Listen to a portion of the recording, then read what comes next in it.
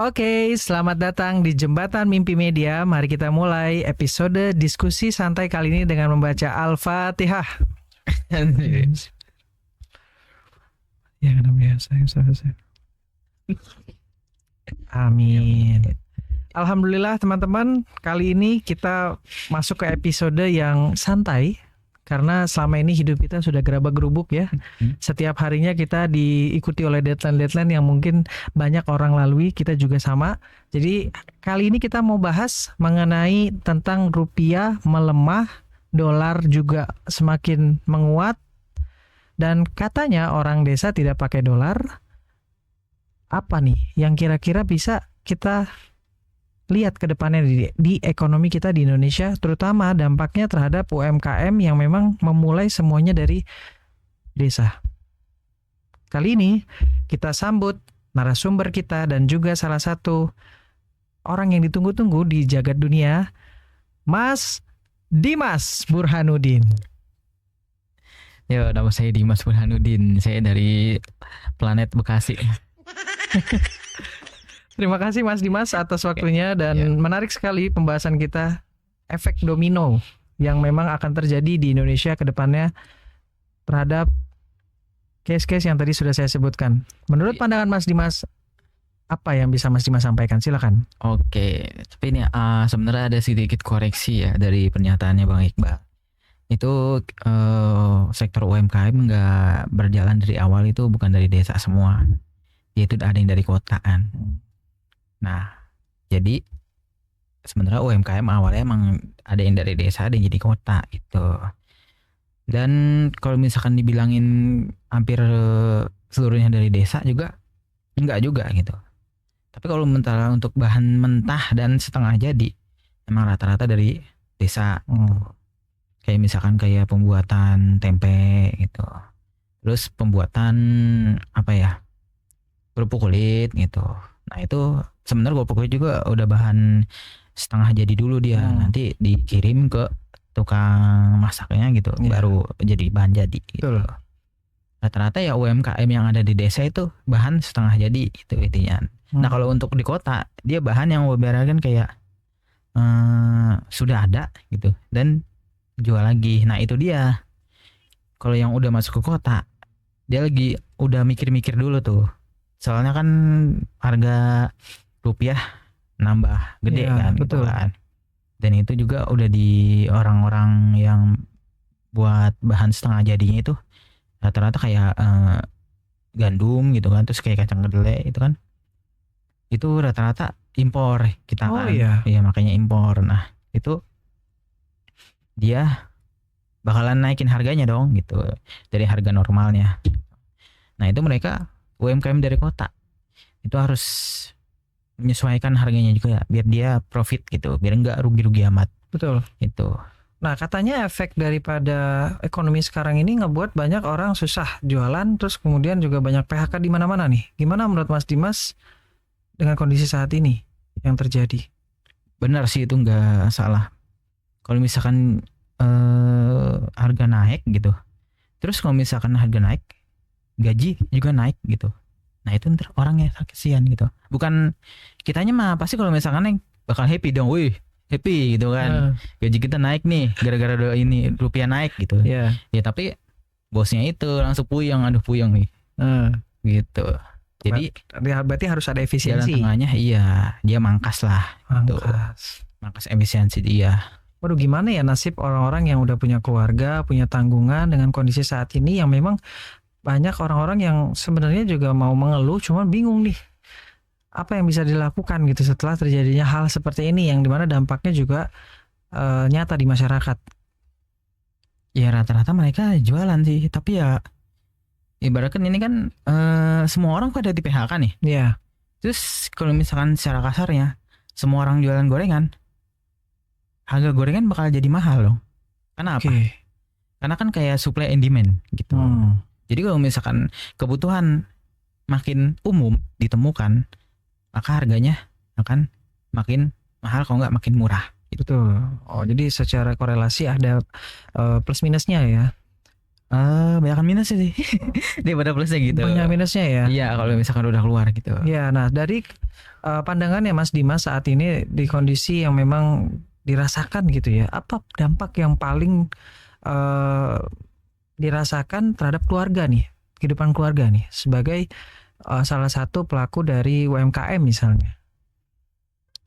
Kalau untuk keluarga sih, karena ya saya nggak terlalu ini banget sih ya, nggak terlalu merhatiin banget kalau misalkan ibu saya dia beli bahan gitu jahitan, tapi dia udah pernah bilang katanya harga-harga kayak misalkan sleting itu zipper itu udah mulai hampir naik itu 50%.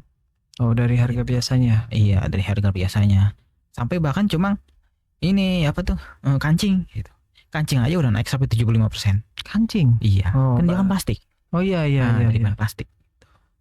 Naik ke Menarik. 75%. Gitu. Jadi intinya setelah terjadinya hal yang Mas Dimas bilang tadi, efek dominonya terasa tuh ya Terasa untuk sampai ke kalangan. ya ini garmen gitu, Iya. konveksi juga terasa juga. Pakaian-pakaian juga lagi lebih mahal gitu Iya, daripada biasanya. harganya ya. Benar. Nah, berarti intinya akan berdampak juga terhadap barang-barang lain seperti elektronik dan juga barang-barang yang mungkin rumah tangga karena yang berhubungan dengan bahan-bahan dasarnya dari impor. Nah, iya. Iya.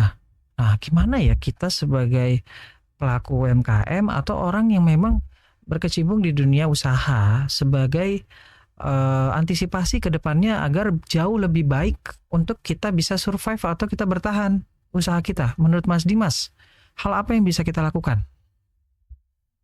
Apa ya? Nggak tahu sih, tapi kalau untuk keseluruhan ya mungkin harga ekspor kita dikurangin, harga impor baru ditinggiin. Oh, Gitu aja oke. sih. Nah, gimana menurut Mas Dimas mengenai banyak masyarakat Indonesia yang ngeluh kemudian susah cari kerja nih?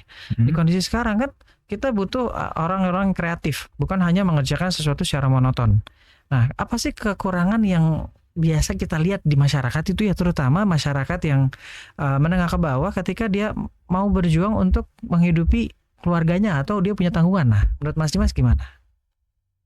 Ya lebih ke manage uang gitu kan. Mm-mm. Soalnya kan kita juga jatuhnya Indonesia tuh sebenarnya nggak kekurangan orang yang kreatif gitu kan. Jadi pernah juga ada kayak di video itu orang jualan ya kalau nggak salah itu. Ya. Orang jualan apa ya, jasuke atau apa gitu jajanan, dia pakai robot gitu kan, pakai robot dan itu dilihat sama anak-anak gitu Iya. kan. Di situ aja kita udah tahu Indonesia itu enggak kekurangan orang kreatif gitu.